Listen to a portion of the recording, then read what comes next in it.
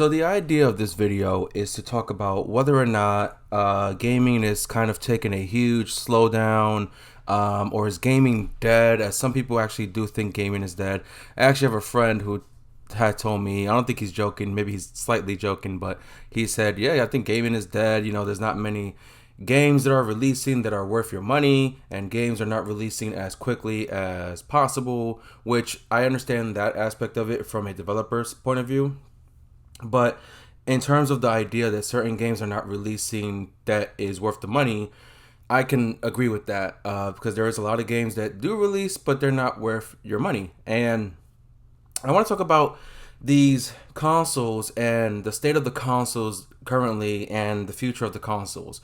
And I do have a slight problem with how technology advances. This is not just talking about consoles as, that issue. It also goes into computers and smartphones and how every year we get a new phone or a new computer. So I want to talk about that a little bit as well. But the point I'm trying to make here is whether or not they're releasing technology, new devices too quickly. I've always had this kind of fear of where we're gonna go with technology in the future. What's gonna happen? How many iPhones are you going to release each year? That's gonna be a huge upgrade from the previous one. I was gonna grab an iPhone 14 Pro Max till I found out, number one, the only real upgrade is the digital island, whatever they're calling it, and a slight camera increase with the addition of the action mode, which that might be cool, but I don't really do a lot of action videos anyway. And there was also some issues with the camera itself, like a loose lens, and it was vibrating rapidly or something like that. I don't really know the whole story about that. But when you take the idea of how the upgrade is not that much different from what you already have, why do it, every year? Now, I understand that that is primarily for those who wait 2 years to upgrade rather than 1 year to upgrade. So if you have an iPhone 12, then upgrading to the 14 might be worth the upgrade. But if you don't have a 12, you have a 13, and you're someone who upgrades every year, which I'm usually not. I now have the availability to upgrade every year, but I chose not to this time for a few reasons. But it makes me wonder what's going to happen with technology. Why are we advancing it so quickly?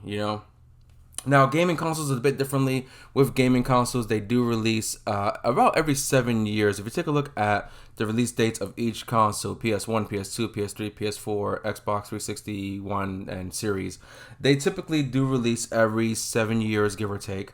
Nintendo, very similar as well, but I do know Nintendo historically releases their next-gen console like a year before Sony and Xbox does.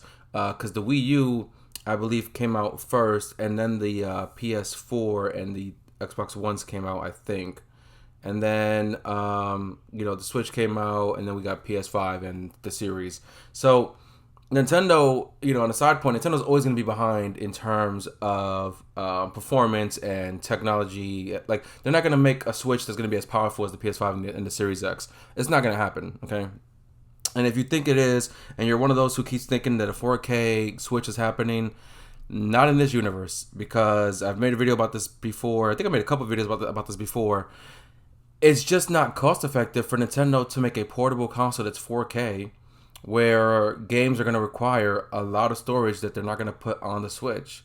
If you talk about, the Steam Deck can outperform the Switch and blah, blah, blah, that's the Steam Deck. That's Valve. That's, they wanted to make that, and they did. But a Steam Deck is still not as powerful as like a PS5 and a Series X. It's a lot more powerful than the Switch, of course, but there's still that room to improve. So it makes me wonder, because we're about 2 years into the consoles, almost 3 years in, and we still don't really have a huge lineup of next-gen exclusive games. Now, I'm not trying to keep anyone without the next-gen consoles away from playing these games, but we by now should have seen enough consoles released for players to get one. I was lucky to get the PS5, and there are some who are lucky to get it, and some who are still trying to get their consoles. For the Xbox, you are able to get an Xbox more easier than you are with the PlayStation. But we have yet to see a huge number of games that are just next gen only. Gotham Knights is releasing in a couple weeks, and it is just next gen only. But God of War releases next month, and that's PS4 and PS5. You also have Horizon Forbidden West that did release this year, and that one is PS4 and PS5. Same thing with Gran Turismo 7. On the Xbox side, you did have Forza Horizon 5, which was on Series S, X, for next gen, and I want to say also on the previous Xbox. I think Halo Infinite also released on the previous Xbox, I think, and the Series. But even with some of those games, like Halo Infinite, in my opinion, was not a next gen game because it didn't look next gen, and I don't need to go into detail about Halo Infinite. I don't. But with the consoles releasing a new generation every 7 years, roughly, we only got about 5 years left, give or take, for these consoles. And do we really need to get a new console in the next 5 years? Do we need a PS6 in the next 5 years? Or is this PlayStation and the Xbox, are they powerful enough to keep going for maybe 10 years? Do a 10-year release. Because people are talking about a PS5 Pro is going to release. I don't think that it is going to release anytime soon. If they are making one, I don't think they need to. And it also could be a disaster of a release like the PS5, because look how long it took for people to get the PS5. I don't know if Xbox has their own version of a Pro model, but again, they have all these specs with these teraflops and this and that and whatever the fuck they say. I don't think we need a new generation console in the next 5 years. I don't think we need a Pro model in the next year or two. Okay, and I think that we have the systems here to push the technology of these games to be amazing. I think that Horizon Forbidden West is an amazing game with performance and visuals, even though I hated the last game. I'm making a separate video about that some other time. But with the Xbox, let me show you what I've been playing on my Xbox so far, right? And I'll show you the physical ones that I have, and I'll talk about some of the digital ones. But I have Valhalla, which was like an Xbox launch title, even though it was on the last Xbox and PlayStation 4 and PS5. I haven't played it yet because I want it to be Odyssey first. So I have no idea how much better this game looks from my personal view. I've seen videos of it, but I have no idea how it looks in my own view. But I am working on getting that to happen. Devil May Cry 5, it was a remaster from the last generation. They just added Virgil to the game. Okay. Far Cry 6, I think, was a next gen release, but also on previous gen.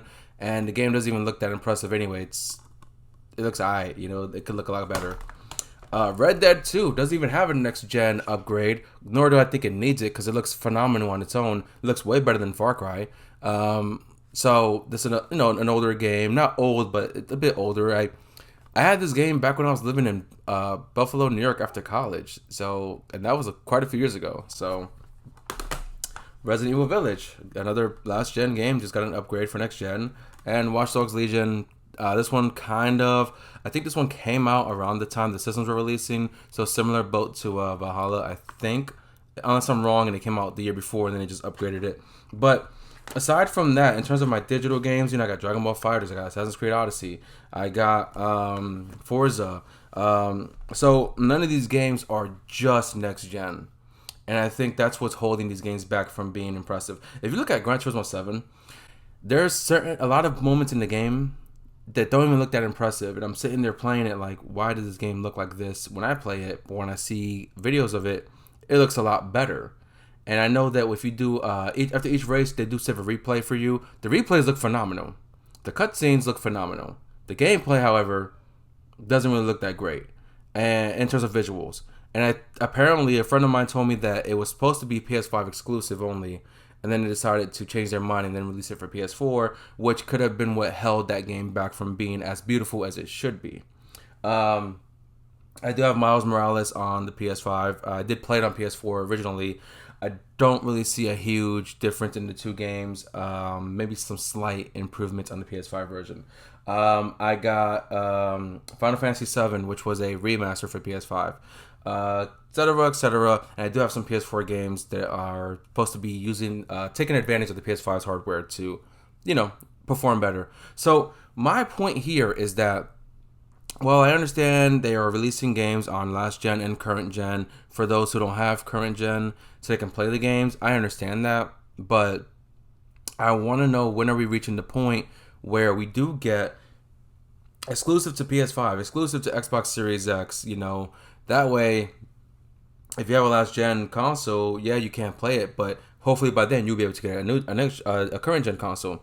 Now, another side note I wanted to make about that is there are those people who keep their old consoles and not trade it in for a new one, and I understand some aspects of that. I wish I still had my Spider-Man Edition PS4 Pro.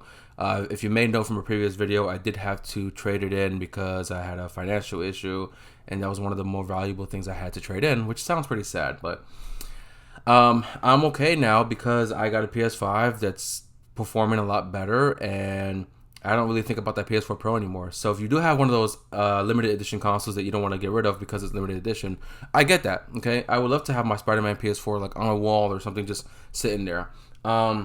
But if you have like a standard PS4 Pro or regular Xbox One X or whatever, and you're keeping it for some reason, most of those games are backwards compatible, or they're gonna be, upgraded to the next gen anyway. So I don't really see a point in those players who do save those consoles if these new consoles are backwards compatible. And it makes me wonder that they did it on purpose for a number of reasons. Number one, a lot of people out there do ask for backwards compatibility, and there you go. Number two, I think it was a way to say, hey, we may not be able to get every single person a next gen console. So those who do have next gen consoles, just to keep it fair, will make these games get an upgrade for the next gen so they can still play their games. Or if they do want to trade in their consoles for the next gen but want to keep their games, you can keep your games and still play it with improved visuals and stuff like that. So there's really not much more to say about this video other than, why are we releasing consoles every 7 years? Which, yes, 7 years is a huge gap between smartphones being releasing every year and MacBooks being released every year, or I think it's a year to 1 year to 2 years, something like that. But I don't think we need to see another console in the next 5 years, or a Pro version. Because when I did my video about getting my PS5, someone commented about, oh, but isn't the Pro releasing next year? Says who? There's no rumors of it. PSVR releases next year. We haven't even got PSVR 2 yet. It's coming out next year. So I don't think they're going to release a PS5 Pro in the same year as PSVR 2. I could be wrong. But also, we would have seen some kind of leak or hint about it.